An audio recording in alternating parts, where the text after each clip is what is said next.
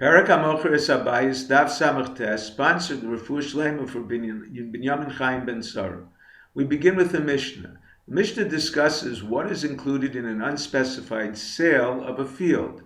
Number 1, stones, not attached, but used exclusively in the field.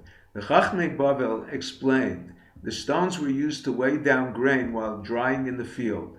According to Rebbe Meir, they are part of the sale as long as designated and smoothed for that purpose. According to the Rabbanan, they must be placed in the field to be part of the sale.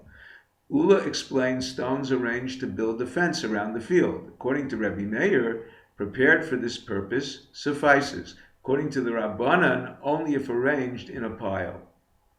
Number 2, reeds support grapevines so the grapes do not spoil through contact with the ground. According to Rebbe Meir, once smooth, meaning their bark was removed, even before being placed under the vine, they are part of the sale.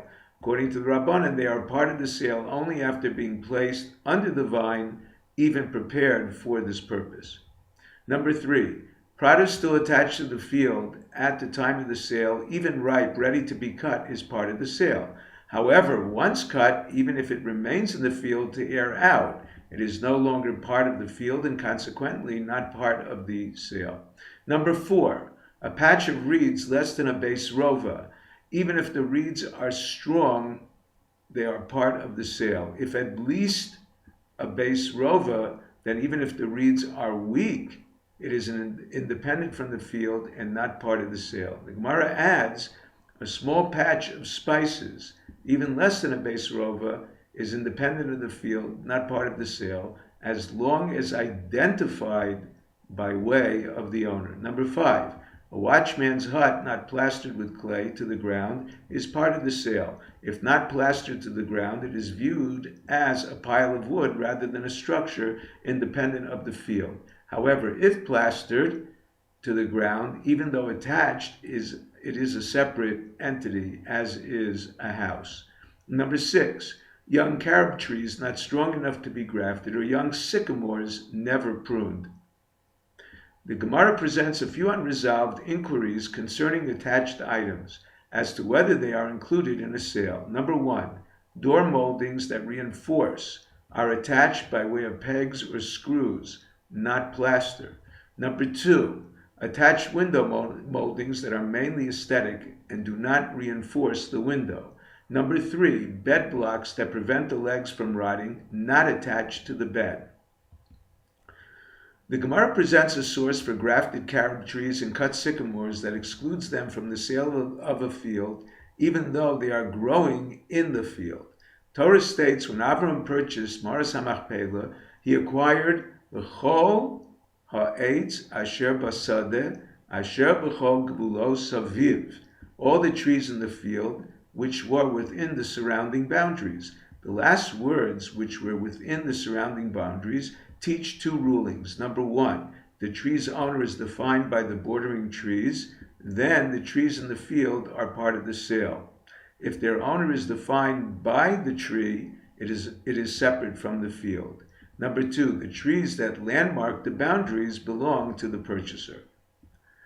It is recommended the seller include in the contract, acquire for yourself palms, saplings, hutzin, v'tzitzin, in order to avoid a dispute. It is referred to as shufra dishtara.